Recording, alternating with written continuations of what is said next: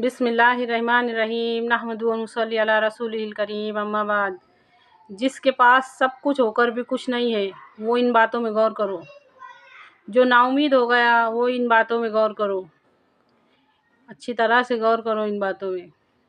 جس کے دل میں سننے کی تڑپ ہے، جس کے دل میں شوق ہے، وہ ان باتوں پر غور کرو۔ جو بچنا چاہتا ہے وہ ان باتوں پر غور کرو۔ وہ اللہ ہے جو جیسی چاہتا ہے ہماری ماؤں کے پیٹوں میں ہماری صورتیں بناتا ہے۔ وہ اللہ ہے جو 3 طرح کے اندھیروں میں ہماری حفاظت کرتا ہے۔ وہ اللہ ہے جس نے ہم کو دیکھنے کی طاقت دی۔ آنکھوں کو دیکھنے کی طاقت کس نے دی؟ کانوں کو سننے کی طاقت کس نے دی؟ زبان کو بولنے کی طاقت، چکھنے کی طاقت کس نے دی؟ ہاتھوں کو ہلنے کی طاقت، پاؤں کو چلنے کی طاقت کس نے دی؟ سوچو، اچھی طرح سے سوچو۔ جس نے ہر طرح سے کوشش کر کے دل لگانے کی کوشش کر لیا پھر بھی اس کا دل نہیں لگ رہا نا، تو ان باتوں میں غور کرو۔ کہاں سے آئے ہیں، کہاں جانا ہے، ان باتوں میں غور کرو۔ اللہ کے واسطے سوچو، سمجھو۔ اگر آسمان سے بارش برسانا چھوڑ دے اللہ تعالیٰ تو ہم کیا کر سکتے؟ کیا ہم کو فرق نہیں پڑے گا؟ اگر اللہ رب العزت زمین سے اناج اگانا چھوڑ دے تو ہم کو فرق نہیں پڑے گا؟ ان سب باتوں میں غور کرو۔ اولم یرل انسانوں میں غور کرو۔ قرآن پاک میں اللہ تعالیٰ فرماتا ہے سورہ یاسین میں، کیا انسان نے نہیں دیکھا کہ ہم نے اس کو کس چیز سے، آخر پانی سے پیدا کیا؟ انسان یہ سب کا دیکھتا، اس کے پاس یہ سب دیکھنے کی فرصت ہے کیا؟ اسی لیے تو کہہ رہی ہوں نا کہ جو سب کر کے تھک گیا نا وہ ان باتوں میں غور کرو۔ جو نشے سے نکلنے کو تیار نہیں ہے نا وہ مت کرو، تم اور پڑے رہو تھوڑے دن نشے میں۔ اللہ ہدایت دے، اللہ معاف کرے، لیکن جو تڑپ رکھتا نا وہ ان باتوں میں غور کرو۔ حضرت ابراہیم علیہ السلام نے ایک مرتبہ اللہ تعالیٰ سے درخواست کی، اللہ میں یہ دیکھنا چاہتا ہوں کہ آپ مردوں کو زندہ کیسے کریں گے؟ اس پر اللہ تعالیٰ نے فرمایا، اے ابراہیم کیا تجھے میری قدرت پر شک ہے؟ حضرت ابراہیم علیہ السلام بولے، نہیں اللہ تعالیٰ، بس یہ میرے دل کی نا خواہش ہے۔ اللہ تعالیٰ نے فرمایا، ابراہیم جا 4 قسم کے 4 پرندے لے کر آ۔ حضرت ابراہیم علیہ السلام نے ویسا ہی کیے، 4 قسم کے 4 پرندے لے کے آئے۔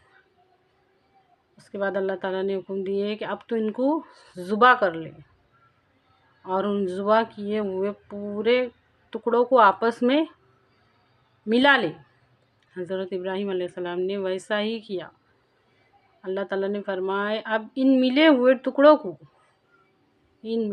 ٹکڑوں کو ہمارے چاروں طرف جو 4 پہاڑ رہتے نا وہاں پہ جا کے رکھ کیا۔ حضرت ابراہیم علیہ السلام نے ویسا ہی کیا۔ اس کے بعد اللہ تعالیٰ نے فرمایا، اب تو ان کو آواز لگا کہ اللہ کے حکم سے واپس آ جاؤ۔ اس کے بعد حضرت ابراہیم علیہ السلام نے ویسا ہی کیا۔ بس آواز لگانے کی دیر تھی کہ اللہ کے حکم سے واپس آ جاؤ، وہ سارے کے سارے پرندے زندہ صحیح سلامت اپنی پہلی والی شکل میں واپس آئے حضرت ابراہیم علیہ السلام کے پاس۔ یہ ہمارے اللہ کی قدرت ہے۔ ان باتوں میں غور کرو، ان باتوں میں غور کرو۔ اگر آنکھوں نے دیکھنا بند کر دیا تو ہم کو کوئی فرق نہیں پڑے گا، اگر کانوں نے سننا بند کر دیا تو ہم کو کوئی فرق نہیں پڑے گا، اگر زبان نے بولنا بند کر دی، چکھنا بند کر دی تو ہم کو کوئی فرق نہیں پڑے گا۔ سوچ کے دیکھو، اللہ کی قدرتوں میں غور کر کے دیکھو۔ بغیر سہارے کے آسمان کا کھڑا ہونا، زندہ سے مردہ کا نکلنا، مردہ سے زندہ کا نکلنا، یہ سب کون کر رہا؟ مرغی جاندار رہتی، اس میں سے جو انڈا نکلتا وہ بے جان رہتا، کون کر رہا؟ یہ انڈا بے جان رہتا، اس میں سے مرغی نکلتی، یہ سب کون کر رہا؟ مچھلی کو تیرنا کس نے سکھایا؟ پرندوں کو اڑنا کس نے سکھایا؟ پھولوں میں خوشبو ڈالنے والا کون ہے؟ تتلیوں میں رنگ بھرنے والا کون ہے؟ سوچو۔ اگر سب کچھ ہو کے بھی کچھ نہیں ہے نا تو یہ سب کرنے والے کے بارے میں سوچو۔ پیاس لگیں گی جب انسان پانی کے پاس جائیں گا نا، یوں سمجھ لو کہ اب تمہارے اندر پیاس ہے،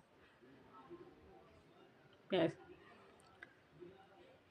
اسی اللہ نے ہمارے ہدایت کے واسطے قرآن نازل کیا، اسی اللہ نے ہمارے ہدایت کے واسطے رسول بھیجے جو ہم کو اللہ تعالیٰ کی آیتیں پڑھ پڑھ کے سناتے اور ہمارے نفس کا تزکیہ کرتے۔